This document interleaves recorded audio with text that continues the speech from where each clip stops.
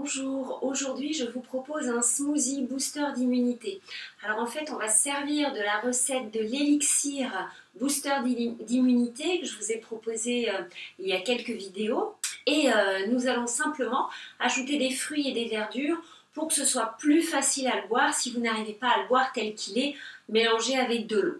Alors du coup, ça peut être très intéressant pour d'une part les personnes qui sont sensibles aux épices, puisque dans l'élixir booster d'immunité, il y a beaucoup de gingembre, de piment, mais aussi pour les jeunes. Alors je ne vous parle pas des enfants, parce que ce n'est pas adapté aux enfants, mais moi par exemple, j'ai essayé de faire boire l'élixir booster d'immunité à mes enfants, et c'était un petit peu trop puissant pour eux.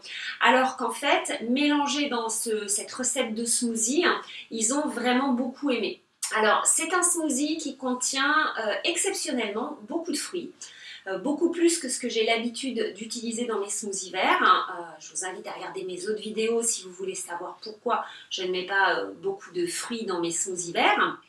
Mais comme on doit faire un petit peu passer le goût de l'élixir booster d'immunité, qui est très fort, les fruits permettent vraiment d'adoucir et de le rendre donc beaucoup plus facile à boire. Et du coup, on profite quand même des bienfaits de cet élixir booster d'immunité. Donc pour la recette de l'élixir, je vous invite à regarder une des vidéos précédentes. Donc je l'ai préparé, il est ici.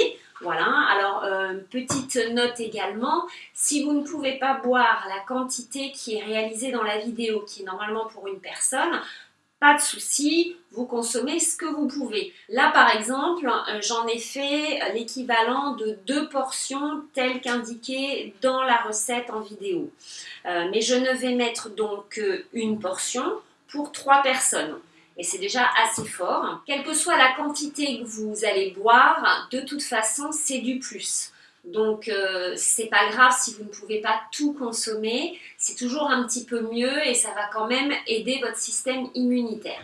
Donc dans cette recette, on va mettre une banane. Alors la banane est très bonne pour la digestion et en plus elle permet d'apporter une texture assez veloutée au smoothie, ce qui est aussi très agréable. La banane est également riche en vitamine B et en vitamine C, tellement importante particulièrement en ce moment. Ensuite, je rajoute à peu près une tasse, alors une tasse ça fait 250 ml de myrtilles. De préférence, choisissez des myrtilles sauvages, comme tous les aliments ou les végétaux sauvages, ils sont beaucoup plus nutritifs. Les myrtilles sont particulièrement intéressantes pour détoxer, se nettoyer des métaux lourds et donc les éliminer du cerveau et du foie, là où en général ils vont se loger. L'autre intérêt des myrtilles, en plus d'être à bas indice glycémique, c'est qu'elles contiennent ce fameux pigment dont finalement peu de végétaux sont dotés. Ce pigment donc violet, bleu, un peu rouge, qui est un anthocyanoside et qui est particulièrement bon, notamment pour la vision. L'autre avantage aussi, un autre encore, des myrtilles, c'est qu'elles changent la couleur des smoothies verts. Donc si vous avez une aversion ou si quelqu'un dans votre entourage a une aversion pour la couleur verte, utilisez des fruits rouges et particulièrement les myrtilles qui vont apporter une couleur un petit peu dans les tons violets. Cette couleur sera du coup beaucoup plus appétante à mon avis que le vert. Nous ajoutons une tasse, donc toujours pareil, 250 ml d'ananas. Alors si vous avez de l'ananas frais, bien sûr, profitez-en, à condition qu'il soit vraiment bien mûr. À l'heure actuelle, en temps de confinement, je trouve très pratique d'avoir des fruits congelés. Comme on n'est censé pas beaucoup sortir pour faire ses courses, l'avantage des fruits congelés, d'abord, c'est qu'ils ont été congelés à pleine maturité, donc ils sont généralement très bons. Et puis également, ils se conservent beaucoup plus longtemps. Les fruits frais, ça peut être fragile, particulièrement les myrtilles. C'est pour ça que moi, les myrtilles, la plupart du temps, je les prends congelés. L'ananas a la particularité d'être excellent pour prévenir la grippe et le rhume. Donc parfaitement adapté en ce moment. C'est également un fruit riche en fibres, bien sûr, mais qui aide à la digestion. Et c'est en plus généralement un fruit qui est très apprécié. Pour finir, je vais mettre à peu près la même quantité de mangue, donc toujours de la mangue congelée.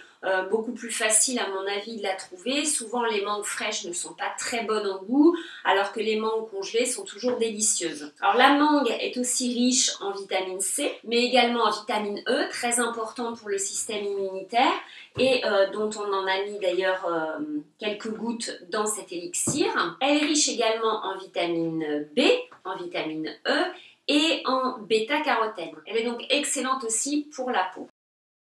La mangue apporte également du velouté dans vos smoothies. Si vous voulez choisir un fruit autre que la banane pour apporter cette texture agréable, la mangue est un très bon choix. En saison, la pêche est pas mal. Si vous ne voulez pas du tout de fruits sucrés ou si vous voulez apporter un complément de velouté, vous pouvez ajouter un demi-avocat dans ce smoothie-là. L'avocat a l'avantage de, comment dire, d'augmenter l'assimilation de tous les nutriments des aliments avec lesquels il sera consommé. En plus, c'est une graisse qui est généralement beaucoup mieux tolérée par les personnes qui ont du mal avec les graisses. Donc si vous voulez ajouter un peu d'avocat, n'hésitez pas. Bien sûr, je vais rajouter des verdures, mes smoothies, il y a toujours du vert dedans, quasiment. Alors, en période de confinement, ça peut être plus difficile de trouver un grand choix de verdures. Moi, du coup, j'ai pas autant de possibilités de variétés parce que mon maraîcher est fermé à cause du confinement. C'était un maraîcher spécialisé en verdure, donc c'est un vrai bonheur. Du coup, mon choix tourne autour des salades, quelques variétés de salades, pas beaucoup. Généralement, on n'a pas un grand choix, de la mâche, un peu d'herbes aromatiques, des épinards. Si vous avez la chance d'avoir un jardin, bien sûr, profitez de vos verdures. Si vous connaissez les plantes sauvages et que vous avez un jardin, vous en avez probablement dans votre jardin, des plantes sauvages comestibles. Sinon, pendant votre temps de sortie autorisé, si vous n'êtes pas trop loin d'un espace vert, peu ou pas pollué de préférence, essayez d'aller cueillir des plantes sauvages comestibles. En ce moment, vous allez trouver des primes verts, c'est le printemps, donc elles poussent un peu partout. Vous allez trouver des orties, vous allez trouver des pissenlits. Ce sont 3 feuilles vertes assez faciles à reconnaître. Si vous n'avez pas tout ça, vous êtes un peu dans ma situation en fait, et bien écoutez, vous allez trouver ce que vous allez pouvoir trouver, de préférence en bio, mais en bio, c'est pas toujours facile non plus, c'est pas toujours très frais. Donc, si ça n'est pas bio, bah écoutez, tant pis, vous laverez bien. Je pars du principe, alors c'est mon avis personnel. Bien sûr, je privilégie le bio. Cela dit, certaines personnes n'ont pas la possibilité, soit à cause de l'approvisionnement, soit à cause d'un budget vraiment très serré. Je pars du principe qu'il vaut toujours mieux manger des fruits et des légumes frais, même non bio. Vous les laverez avec beaucoup d'attention, plutôt que pas de frais du tout. Parce que si vous ne pouvez pas avoir des verdures fraîches ou des fruits frais bio, du coup, vous allez manger quoi si vous ne voulez pas manger autre chose que du bio? Vous allez manger peut-être beaucoup de légumineuses, beaucoup de céréales, quoi d'autre encore? Des boîtes, voilà. Et malheureusement, tout ça ne vous apportera pas autant de vitamines et de nutriments importants. Donc, faites au mieux, privilégiez bien sûr le bio, mais sinon vous lavez, vous épluchez, voilà, vous faites au mieux. Donc là, je mets une belle grosse poignée d'épinards. Vous pouvez en mettre moins. L'avantage des épinards, c'est qu'ils sont très doux au goût, donc ils vont être très agréables à consommer. Probablement, vous ne vous rendrez même pas compte qu'il y a de la verdure dedans. La mâche également est très douce. Donc voilà, c'est 2 verdures qui sont intéressantes pour les gens qui ont du mal ou qui débutent avec le vert ou les enfants, en sachant qu'il faut quand même varier, pas tous les jours des épinards, pas tous les jours de la mâche. Et essayez de varier, on va dire 3 verdures par semaine à peu près, pour ne pas toujours consommer les mêmes nutriments. Moi personnellement, comme je suis une grande fan du vert, parce que je sais à quel point c'est important dans notre alimentation, je vais rajouter un petit peu de poudre verte. Alors, si vous n'avez pas de poudre verte, c'est pas grave, mais si vous en avez, alors il existe toutes sortes de poudres de qualité. Moi, j'aime beaucoup celle-ci parce que c'est un super mélange, il n'y a pas non plus d'excipient dedans, d'ajout dont vous n'avez rien à faire. Donc je l'utilise depuis des années. Mais si vous avez de la spiruline en poudre, c'est très bien. ou encore de la chlorelle en poudre, c'est aussi parfait. Ça peut être du jus d'herbe d'orge ou du jus d'herbe de blé. Alors c'est sans gluten, hein, je le répète, parce que souvent les gens qui sont intolérants au gluten pensent que l'herbe de céréales contenant du gluten contient aussi du gluten, mais en fait pas du tout. Le gluten reste dans la graine, le grain, donc vous n'en avez plus du tout dans l'herbe.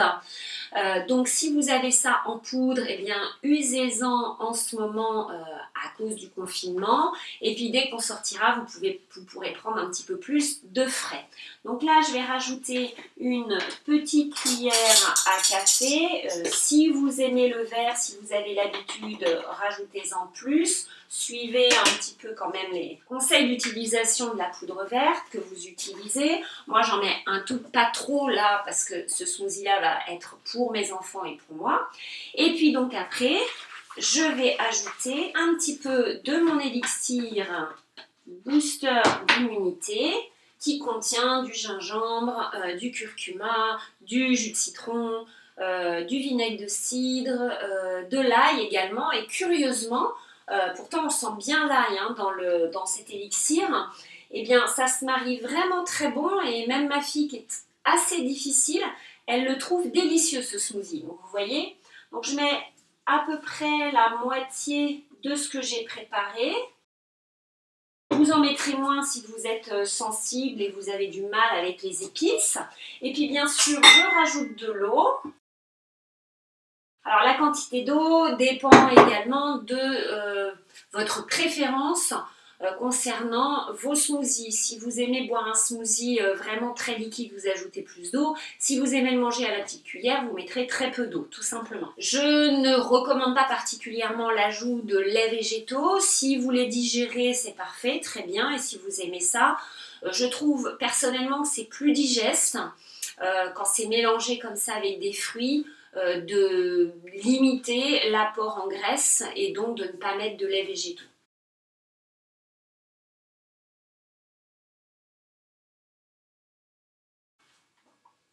Ça sent vraiment très très bon, on sent bien les fruits je trouve. Alors on sent aussi le gingembre bien sûr.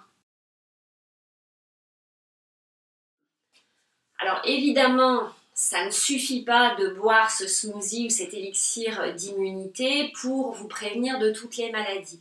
Mais c'est un plus. C'est important d'avoir une alimentation à côté qui est équilibrée, de faire du sport, de faire attention à votre stress. J'ai fait des vidéos justement pour vous aider à gérer ce stress en ce moment. Donc si ça vous intéresse, je vous mets le lien en bas, comme ça vous pourrez aller voir. C'est une technique très très simple et très efficace pour réduire le stress et très efficace pour booster votre immunité. Dormez suffisamment, faites suffisamment d'exercice, même si vous êtes confiné, on peut faire un petit peu d'exercice à la maison. Voilà, il y a plein de paramètres à prendre en compte, mais un smoothie vert par jour déjà, ça va vous faire le plus grand bien et ça peut même vous apporter des bienfaits étonnants. Je l'ai vu plein de fois. Et puis avec cet élixir-là, vous quand même apportez des bons nutriments et des bons éléments à votre corps pour se défendre. Voilà, je vous remercie d'avoir regardé cette vidéo et je vous dis à bientôt. Au revoir.